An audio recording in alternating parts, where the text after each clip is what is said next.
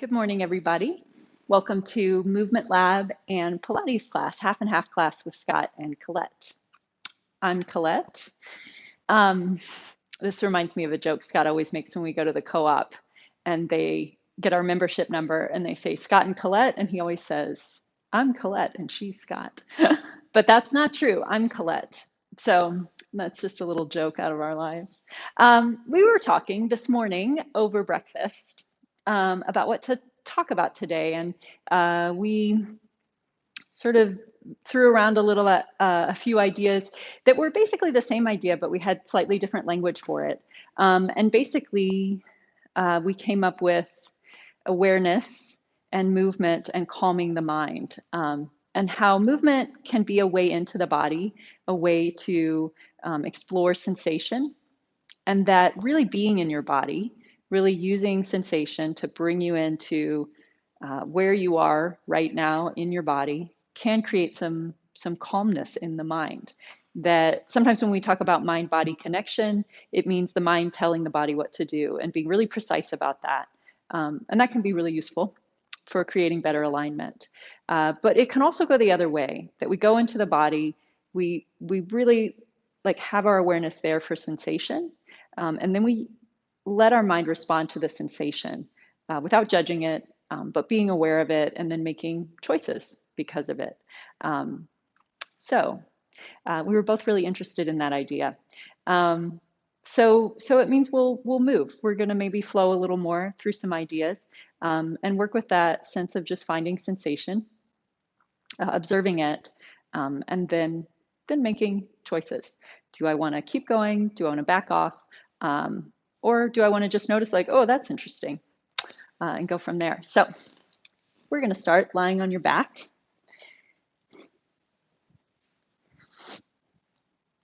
Knees bent and feet flat on the floor. And I often start Pilates class like this, in this position right here.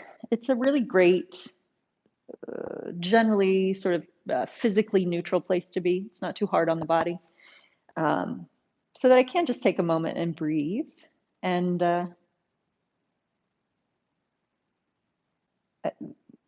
specifically sort of scan through the body. And it's kind of like I'm letting my awareness and mental energy funnel down into different places in the body. And I often go to the pelvis first. The pelvis is a pretty powerful place. It's your center of gravity. Has a lot of weight when you're lying down, especially, or can.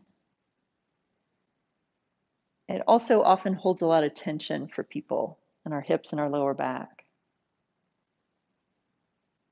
So you're here, you're breathing, and then you're noticing that area of the body.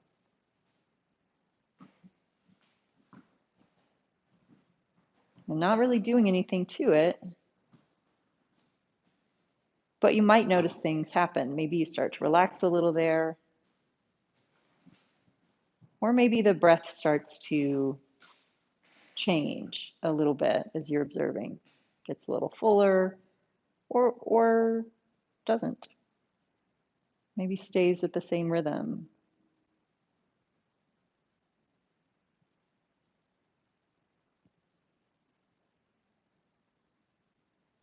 And then let your awareness glide down a little more towards your knees. Whatever sensation you have around your knees.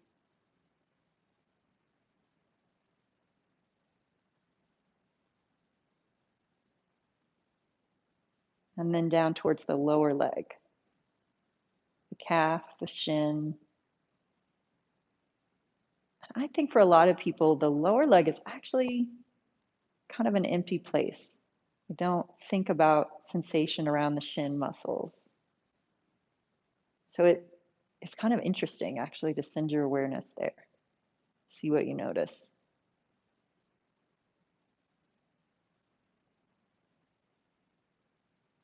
And then down into your ankles and your feet. And how your feet rest on the floor.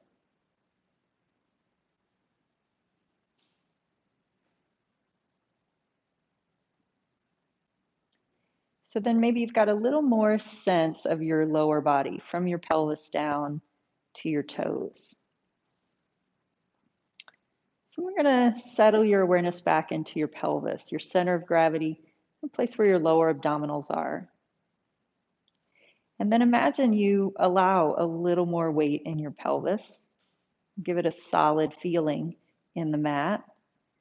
And then keep it pretty solid as you lift your right leg off the floor. Your knee ends up over your hip. And then it stays solid as your foot comes back to the floor. And the same thing with the other leg. Drop your pelvis, float your left thigh up. Lower it back down. Side to side, keep going. One leg up and back down. Other leg up.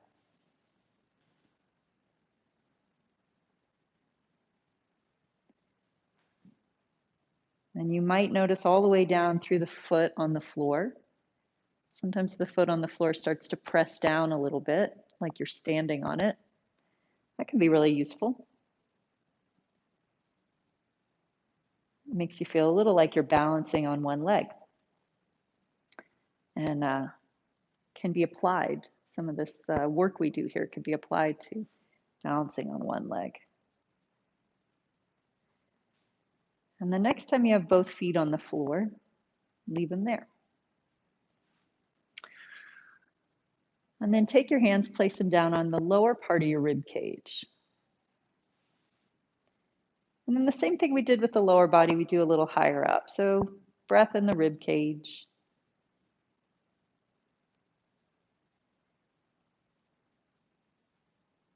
But more than that, just awareness in your rib cage. And notice if you have that moment of wanting to tell your rib cage what to do with the breath. Because I actually had it a little bit. So maybe you did too. And what's the difference? What's the subtle shift when you just observe your rib cage? Your mind isn't necessarily in charge of it. You just send your awareness to that space.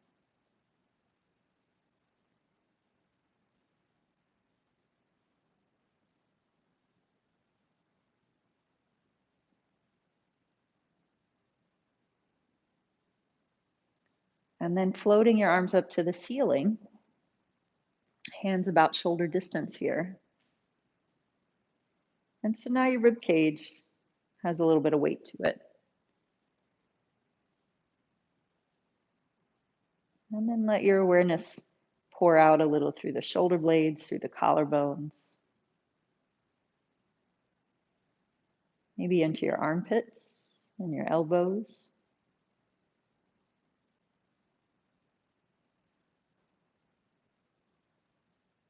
And into your forearms and your wrists, and through your hands and fingers and thumb.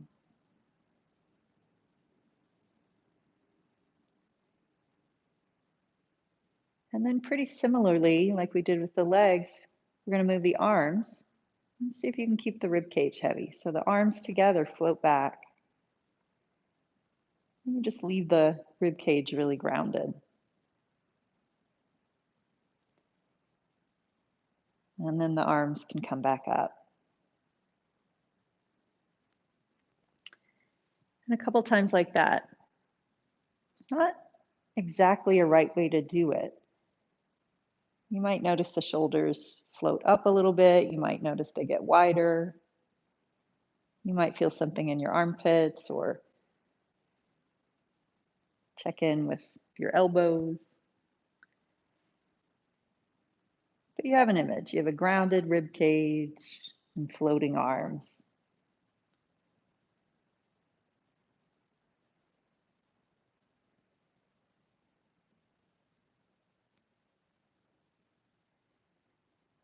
And next time the arms are back overhead, leave them there, bend your elbows. Hands come behind your head. And so a moment feeling the weight of your head here. Elbows are light, coming up off the floor. Rib cage, upper back is heavy. And then head is heavy. We add a little lift of the head here, exhaling. And looking all the way down towards your pubic bone or in between your knees. Stay up for a breath. And after the exhale, come back down. And take that a few times. So your exhale lets you lift your head. And maybe you start to feel your abdominals a little more as you come up. After the next exhale up here, lower back down. So for me, I never told my abdominals to come on. I just said, oh, and there's my heavy pelvis, there's my heavy rib cage, there's my exhale. My head got up higher and higher, and I start to feel the abdominals work.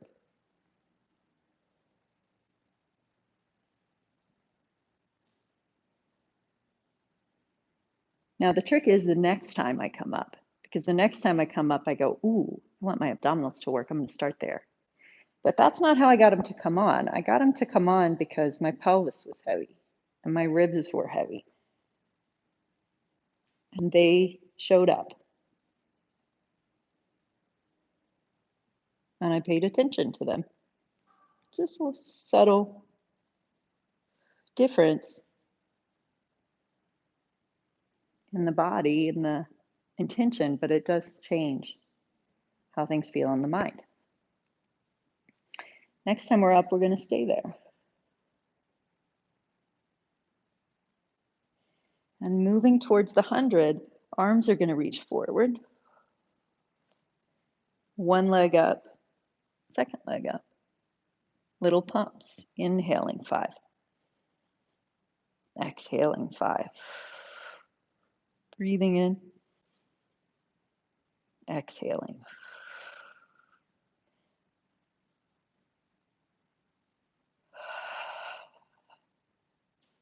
Inhaling. And exhale.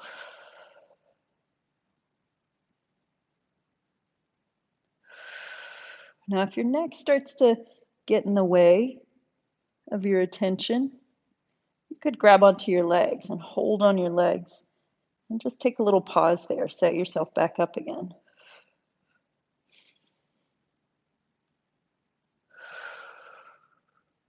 You could also just take one hand behind your head and keep going.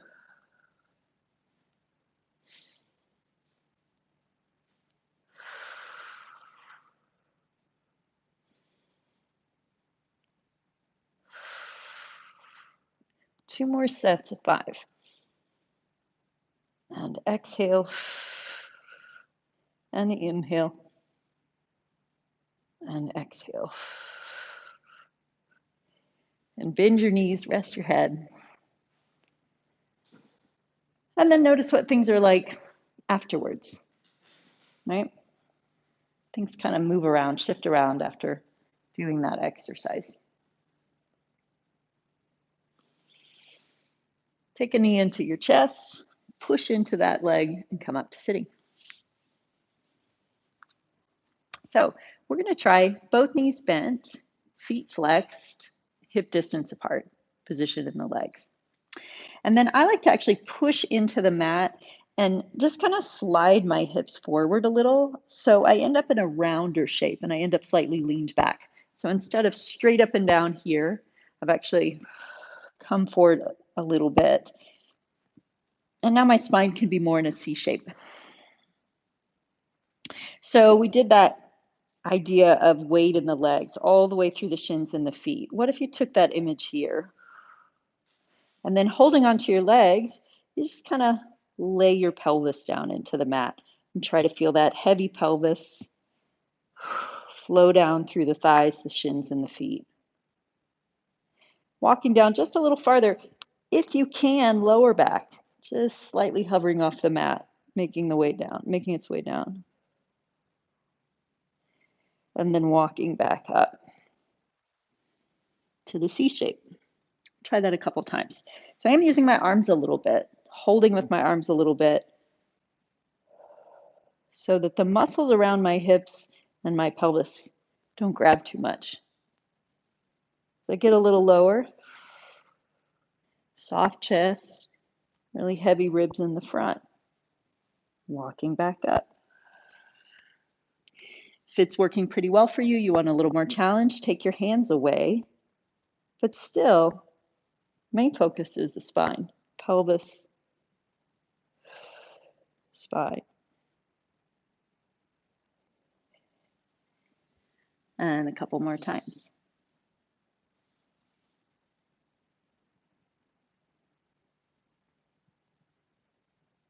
Heavy feet, staying in the mat. And once more.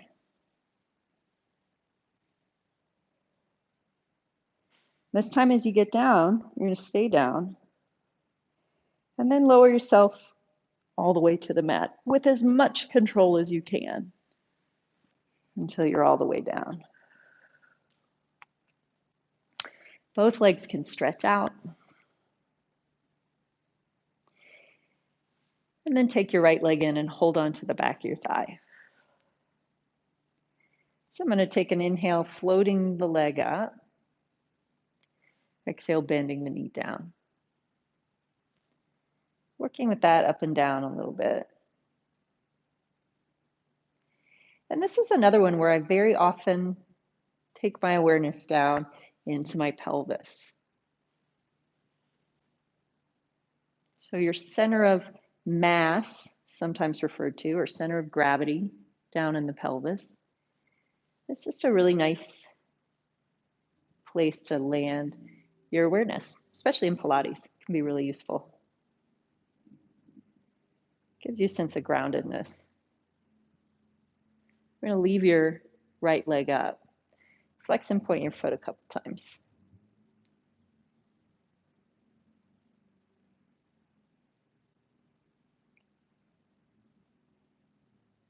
Now I've still got my hands on my leg for a moment here, because for everybody, no matter how flexible you are, when your hands go away, really common to tighten up in your back and tighten up in your hip.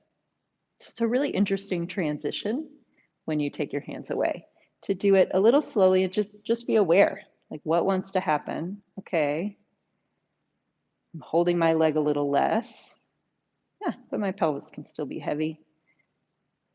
Little less, little less. My abdominals start to come on. And if not, bend your knee more. See if you can get your pelvis a little more grounded there. We start a circle. Inhale across, exhale around and up.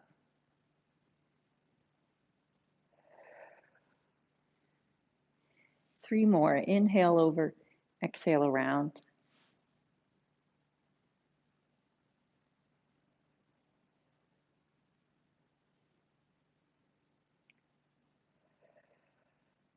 Same circle, other direction. Inhale out first, exhale across the body back up to center.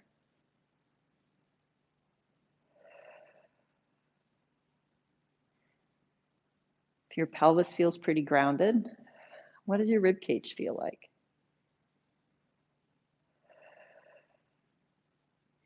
One more of these. Right leg comes to the floor. Left leg comes in. Big surprise there, I'm sure. Inhale, the leg goes up. Exhale, you bend your knee. So then I'm going to notice what happens in my pelvis as my leg starts to reach up. Make some choices about that.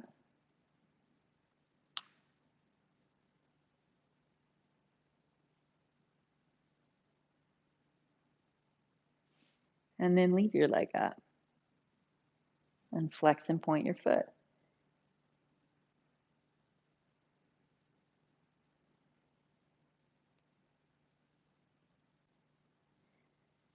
and then leaving the foot pointed. Okay, so however relaxed my hips are now, let's see what happens as my hands start to move away. Can I keep a relatively easy feeling in my hip? Maybe by bending the knee a little more if I need to. Reaching over to the right, exhale, around and up.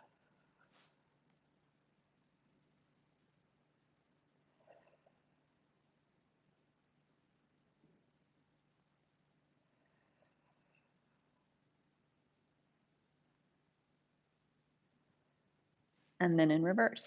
Inhale out and down. Exhale, landing the pelvis.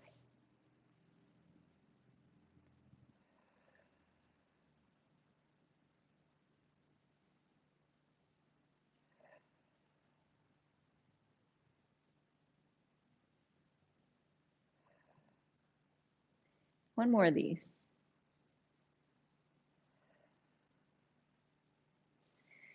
And then bending your knee. Come up to sitting. So one question that comes in sometimes is about doing the Swan. And the Swan in Pilates looks very similar to the Cobra in yoga. But generally the image is a little different when you do the Swan in Pilates. And again, one of the images is about the pelvis and how I'm going to support the pelvis and support the lower back. And so the bend in the spine is less emphasized, and the support for the spine is more emphasized. And that tends to be helpful if people feel the Swan in their lower back a lot. So yeah, and that same idea of like pouring everything into the pelvis and letting the pelvis be kind of where we land as we go through. That might be useful in Swan. So we're going to get into Swan a little differently to feel that. So we're going to start on your hands and knees. And a little more open position on your hands and knees. So hands are a little in front of your shoulders instead of right underneath your shoulders, because we're going to be shifting weight forward over the hands. So here, if I really think about like, I'm not trying to send my chest forward. I'm not trying to do a big back bend per se. That's not my intention. I'm just going to think about where my pelvis is. I could slide my pelvis back a little.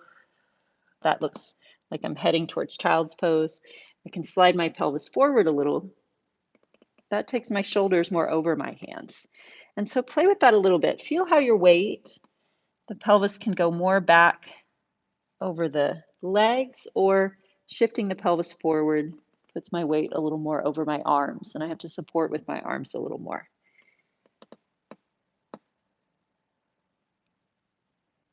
And it's just a little maybe conveyor belt, like my pelvis is on a conveyor belt. It just glides really easily back. It glides forward. And in order to support that weight, I do have a little bit of tone in my lower abdominals. But I also really feel how my upper body starts to support the weight as I come forward. You might notice I'm bending my elbows a little bit as my pelvis comes forward. That usually makes me feel a little more grounded in my hands. So the next time you come forward, stay there for a moment. And then feeling the support in your abdominals, just a little bit of support there. Now start to move towards that swan position where the chest opens up and the head looks out. And notice if there's a moment where you lose the support of your pelvis, where you feel a lot of lower back, and then maybe don't go so far. Maybe keeping that sense of work in the belly helps you go pretty far into your swan. And then push back, hips over the heels a little more. And we'll take that again. So taking the pelvis forward, finding the weight on your hands, and then slow down a little bit. Pay attention. What happens to go farther? Where do you want to go? And then pushing back. A couple more of those. You notice I use the word tone in your belly as opposed to tight or contracted. It's a different sensation, I think. It's a little bit of support there. It doesn't have to be too efforted.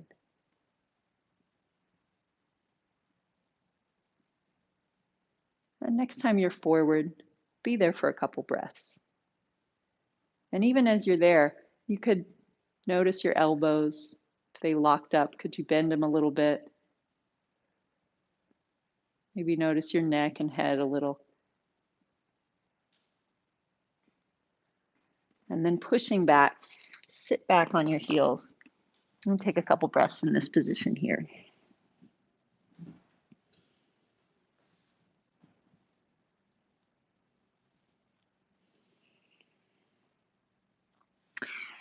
And then one more time, come to hands and knees. And this time, a little narrower position, hands under your shoulders.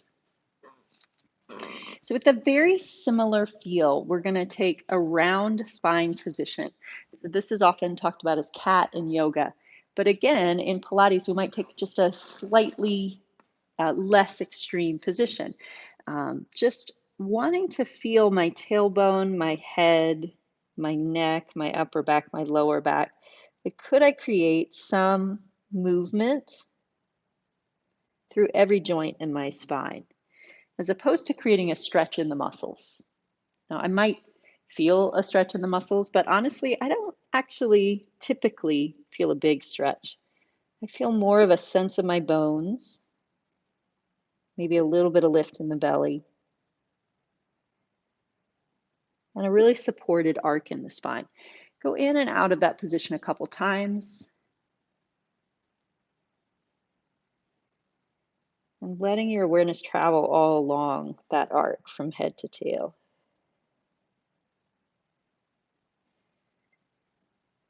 Some movement practitioners talk about this as your head-tail connection, how those two ends of the spine move and interact.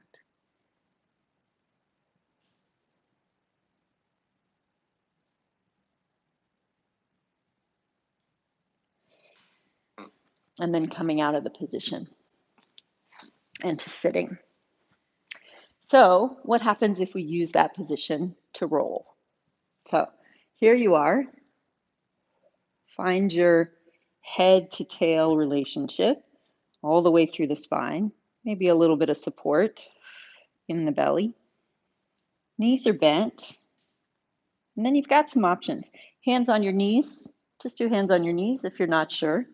That's a good place to start. If you've done some Pilates before, you might do hands on your ankles. You like that position. You might also do hands behind your knees if your back is particularly stiff. Then again, we're going to take the feet off, but you're still just doing that Pilates cat position, round spine. And then what happens if we rock it a little bit back and forth? Same position of the spine, just tilted it in space a little bit. And just like you did on your hands and knees, you probably found a little bit of lift in your belly to create the shape. So use some of that feeling. It helps you tip backwards and then forward. Now, if you want to do a little more, you could tip way back. You get a little momentum. And then as you come up, you slow that momentum down. The whole time, you keep your head tail arc.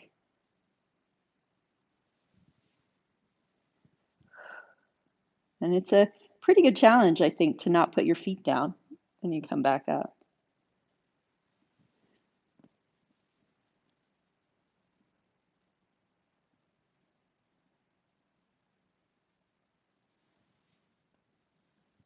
Two more of these.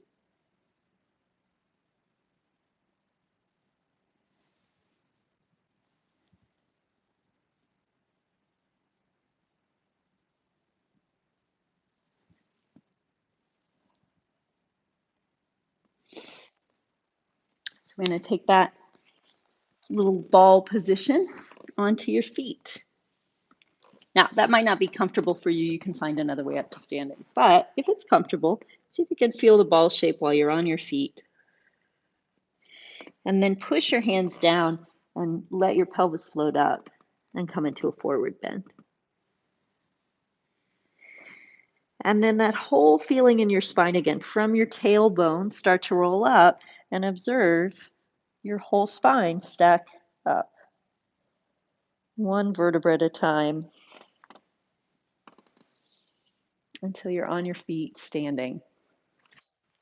So I'm about to transform into a very tall man. We're going to let him come in. We're going to switch out our headset.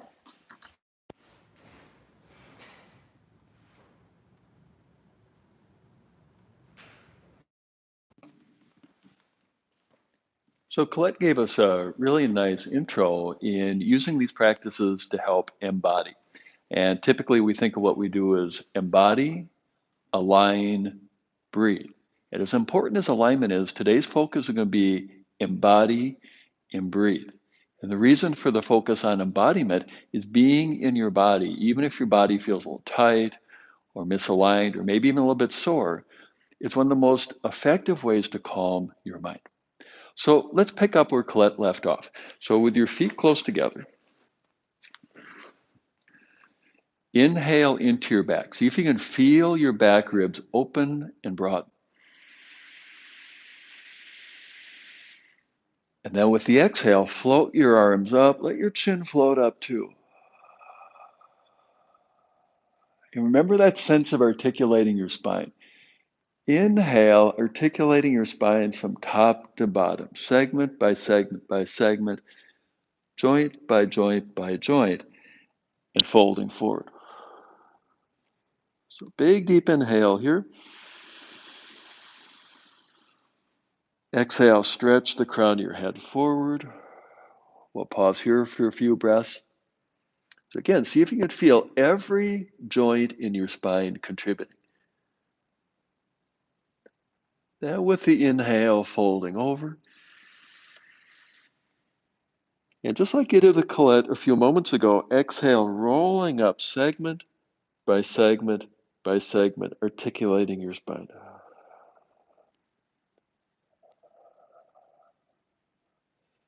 Inhale, arms down.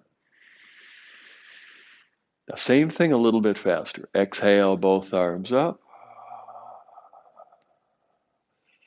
Supple spine, inhale forward. Exhale, gorilla, primarily originating from your upper back. So your neck stays long. Inhale, folding. This is that round spine, just like you practiced in that variation of cat. Then exhale, just like you did in roll down, articulating your spine as you come up. Inhale, arms to your side. That big old wide stride, taking your left foot in and then your right foot out. Matching movement to breath. Exhale, bending. Inhale, straightening. Up and down like that. Now, the Western approach to working with the body, whether it's yoga, Pilates, or even fitness, tends to be what do you do? What do you direct? Are you doing it right? Are you doing it wrong? So in terms of alignment, there can be a lot of benefit to that. But it can also fan the flames of anxiety. So this morning's theme, and something you can bring to any workout, is to simply feel your body, excuse me, as it is.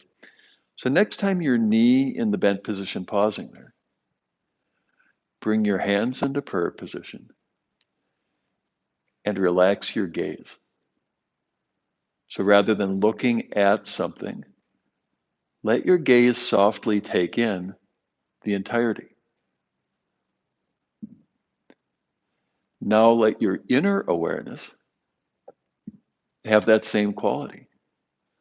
So rather than directing, my foot should do this, my knee should do that more than likely, There are feelings in your body. There are sensations present right here and now. And it can seem trivial, admittedly. But give it a shot, simply feeling what you feel, whether it's your thigh muscles starting to get warm, or maybe a little bit of a tug or a stretch. Simply feeling whatever you feel.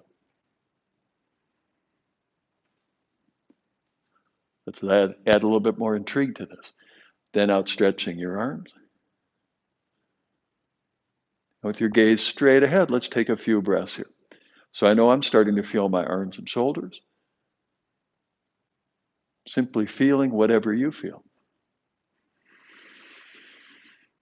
Now the bent knee, that side of your body. With the next out breath, swivel your head that direction. And maybe that feels the same as what we just did. Maybe it feels a little bit different. Steady breathing.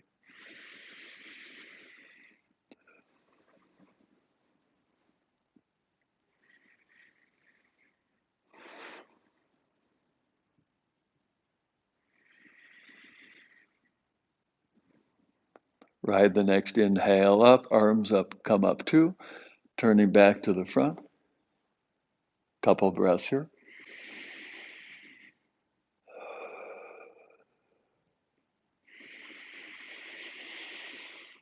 Arms down.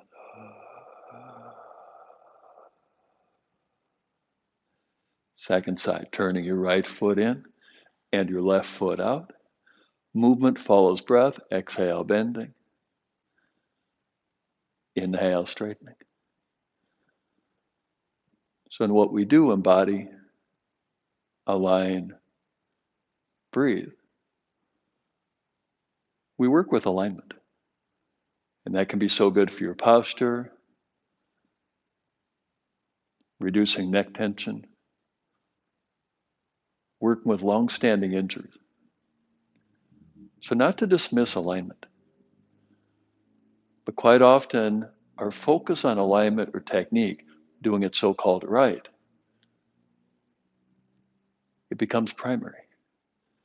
So next time your knee in the bent position, pausing there, and bring your hands into prayer position. So big, deep inhale, fill your back. With the next out breath, best you can, let go of the technique.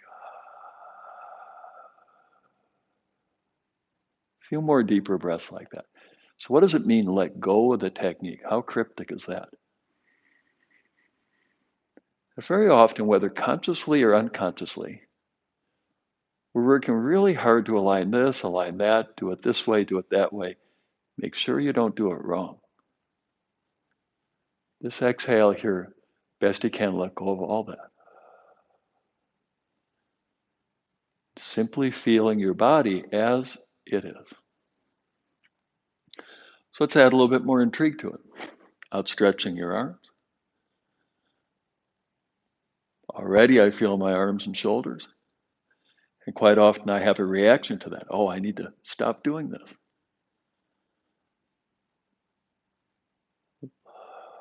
Exhale. Simply feeling the sensations, whatever they may be, whether you feel they're the right sensation, the wrong sensations, or maybe you feel neutral about them. Bent knee side, that side. With the next out breath, swivel your head to face that direction. Steady breathing.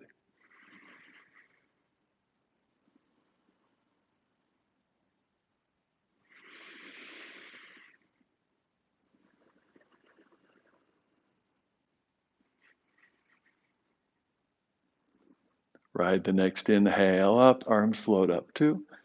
Turning back to the front. You can feel my feet are a little bit sticky. Pausing here for a few breaths. And lowering your arms down. Stepping your feet together. I'm going to have to remove that mat. It's too sticky for me. Bring your feet together. And building on what we worked on last week, lifting your toes up. And let's keep them lifted for the time being. So what muscles lift the toes up? Contrary to popular myth, those are not muscles that support your arches. It's your shin muscles. And Colette invited us to consider how often our shins are kind of a vacant place. It's almost like they separate us from the earth. So we're going to keep the toes lifted. If you're anything like me, lifting my toes up, I feel it in my shins. Maybe you do, maybe you don't. So now spreading your toes out, like you're going to make your toes longer. And then keeping them spread out, lengthening. Slowly, slowly bring them back down. And let your toes rest on the floor.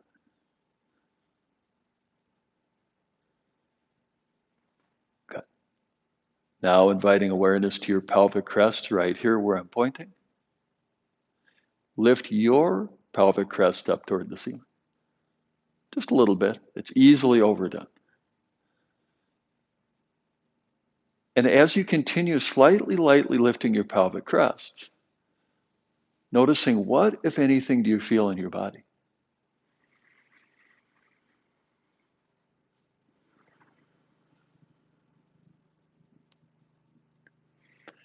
Exhale, both arms up. Let your chin float up too.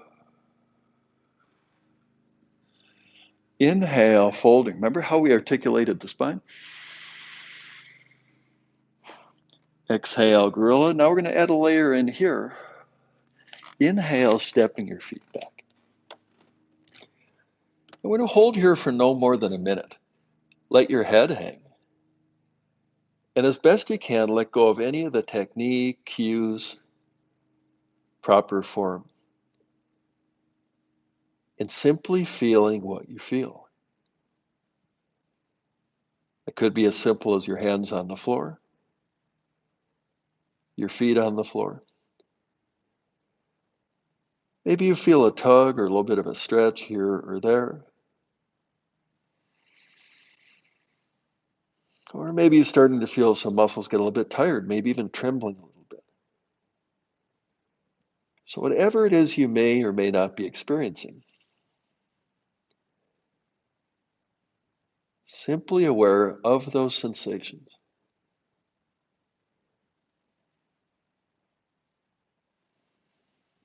So back to a little bit of form, a little bit of technique, right between your shoulder blades. Divert your next inhale into the space between your shoulder blades. Then with the exhale, step forward, and in gorilla, moving from that same place. So your neck stays long. Thoracic extension. Inhale, folding. There's spine flexion. Colette showed us a few different ways to cultivate this. Then exhale, articulating your spine. Supple spine feels young.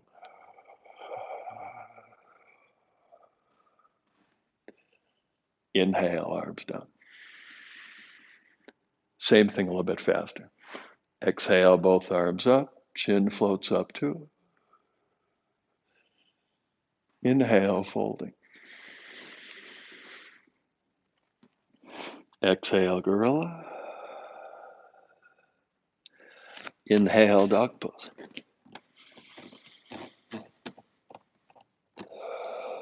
Space between your shoulder blades, broadening with the in-breath. Exhale, gorilla. Extending from that same place. Inhale, folding. Exhale all the way up. Inhale, arms down. Stepping your feet wide apart. Turn your left foot in and then your right foot out. First exhale, bending your knees. I'm going to pause there for a bit. Colette invited us to drop down into the pelvic bowl. Forthcoming movement originating from that pelvic bowl. Exhale, tipping. Spine, neck, and head follow. Elbow to knee, hand on your hip. We'll take a few moments here quietly. Maybe there are no sensations. Maybe there are many sensations. So like your gaze is spacious, aware of whatever sensations may be present wherever in your body.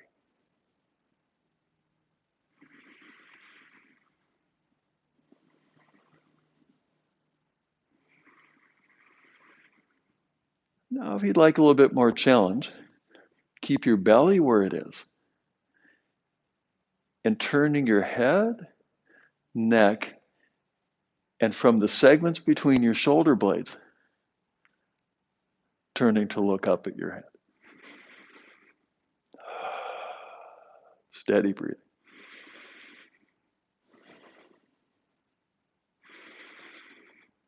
Coming back down, normal neutral. Inhale into your back. Exhale. Ride the next inhale up. And turning back toward the front. Second side, right foot turns in, left foot turns up. Exhale, bending. I'm going to pause there for a bit.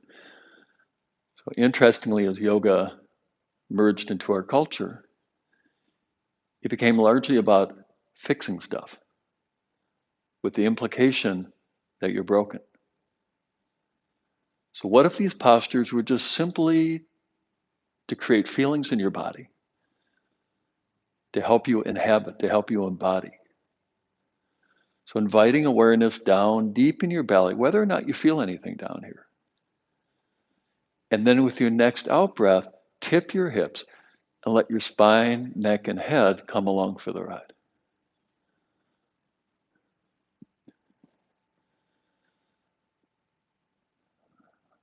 Now, as they say in advertising, results may vary.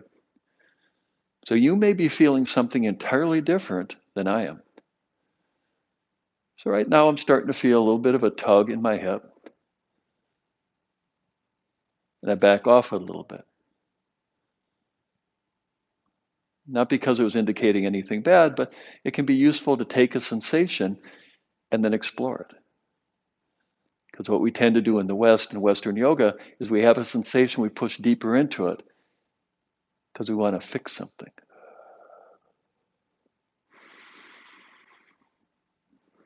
So now a little bit of that work with alignment. Most people are stiff between the shoulder blades. Most people, their neck is stiff.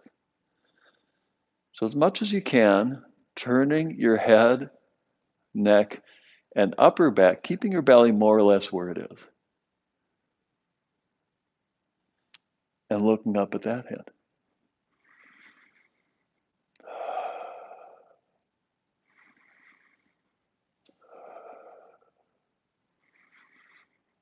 Letting your arm down, turning your gaze back toward the front. Inhale between your shoulder blades. Exhale, empty your lungs. Like a surfer rides a wave, ride the inhale up. Back to the middle, still facing front, stepping your feet together. Letting your arms hang. Deeper breathing.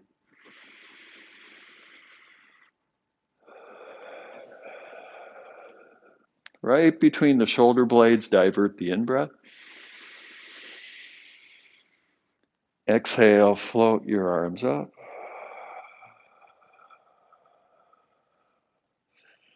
Inhale, folding. Remember how it worked with articulating your spine. Exhale, gorilla. Inhale, stepping back to dog pose. Now, very similar to what you did with Colette a little bit earlier.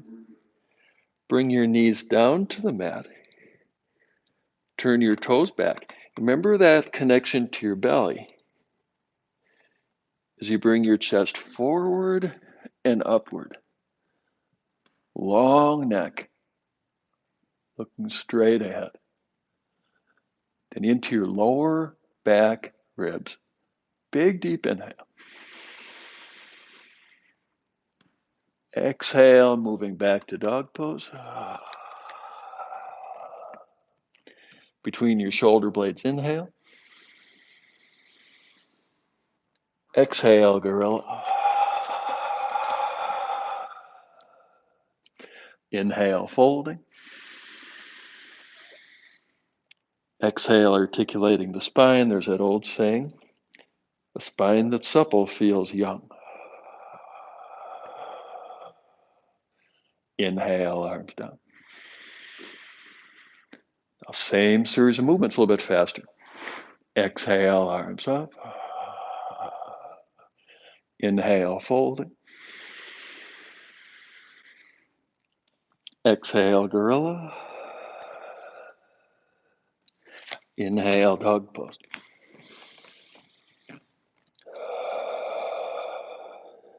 Inhale, straight arm plank.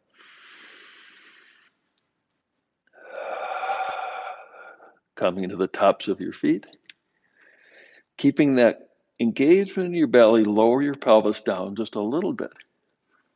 Shoulder blades against your back. Long neck, thoracic extension. Upward dog. Into your back body, full, deep inhale. Exhale back, downward dog. Letting your head hang.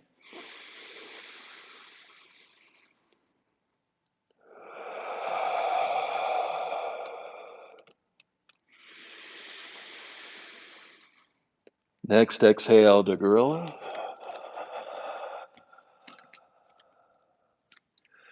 Inhale, folding. Exhale, rolling up segment by segment, piece by piece. From flexion to extension, back to neutral. Good. Then transitioning to the floor. And on the floor, with your feet straight ahead, bring your left foot up and over. Remember, I'm mirror image of you. Bring your right arm around, give that leg a hug. And then twisting to your left.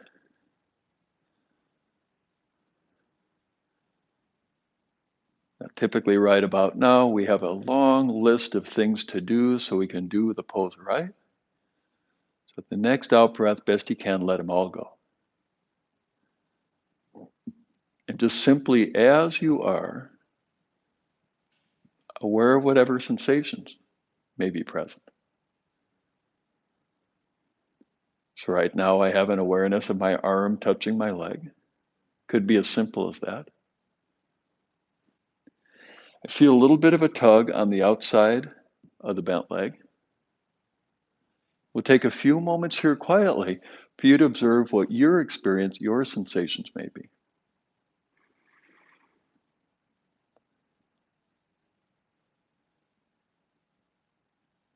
And then exhale, coming back to the middle, both legs forward. It's a surprisingly profound practice to simply feel your body, because in that moment you're embodied. And it wasn't very marketable in yoga because we have this urge to fix ourselves. Other leg comes in, up and over. It'll be your right leg this time. Left arm comes around. Maybe it's your hand on your knee. That sure works too. Or maybe giving your knee a little bit of a hug. Right arm goes back behind.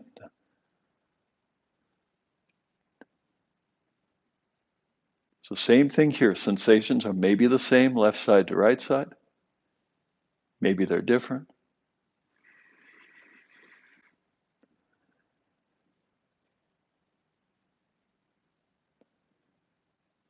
So in many respects, I've come to believe in yoga that the calming effects are not about the techniques. The calming effects are about the techniques create sensations. And simply feeling your body in this way is the benefit of the practice. Full deep inhale. Exhale back to the middle of both feet forward. Full deep inhale here to broaden your back. Keeping that openness in your back, exhale both arms up. Spine articulation. Inhale forward, articulating your spine from top to bottom. And then bring your hands forward, maybe to your shins, maybe to your ankles. So this right here is almost guaranteed to be a sensation generator. So simply feeling what you feel.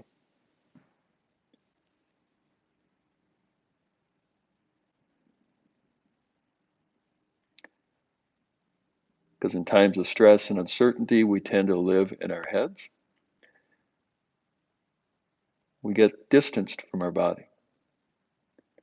So last few breaths here using this technique to invite you to feel your body so that you can embody. Filling your back body with the in-breath, even your neck, back of your head. And keeping that openness, exhale, rolling up.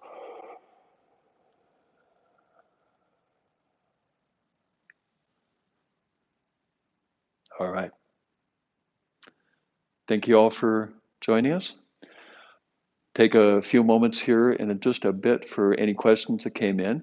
We have some really exciting news to share with you. Maybe you've already seen our newsletter. We're rolling out a monthly unlimited pass. Many of you have already availed yourself of it, $95 per month. Unlimited access to our 14 classes per week. If you take a few classes a week, it turns out to be a great value. But we know for a lot of people that with furloughs and unemployment as it is, that $95 a month is just not workable. And for you, we have the pay what you can unlimited pass as well. Please check out our website for all the details. You choose how much you pay for that same unlimited access. And we're even more excited to roll out our beta version of our subscription plan that includes the unlimited class access and in addition, access to classes and workshops that Colette and I teach for subscribers only. So please check out our newsletter if you haven't had a chance to open it, or our website, pilatesonharrison.com or scottandersonyoga.com. So questions? I'm curious why you have been twisting Twisting to the left? to the left first. Like twisting to the left first. Okay. Doesn't really matter. At the end of the day, there are going to be people in the yoga world who say you have to twist this way first, you have to twist that way first. And what you'll find is it's different in different traditions. Quite honestly, it just probably is a habit for me, and it doesn't reflect any specificity. So feel free to start either way first. In cat pose, are we bringing the head specifically down or just letting it hang? In cat pose, typically there's going to be a little bit of a dynamic quality, so it's rather than a passive hanging. And Colette made passing mention to that crown of the head tailbone connection, and that, to me anyway, suggests kind of a dynamic flexion rather than a passive flexion. So there can be utility in letting the head hang, for example, in downward dog pose, but in cat I prefer to have just a little bit more of a dynamic connection from tail to top. And those are our questions. Thank you so much for joining us, and please join us again next week.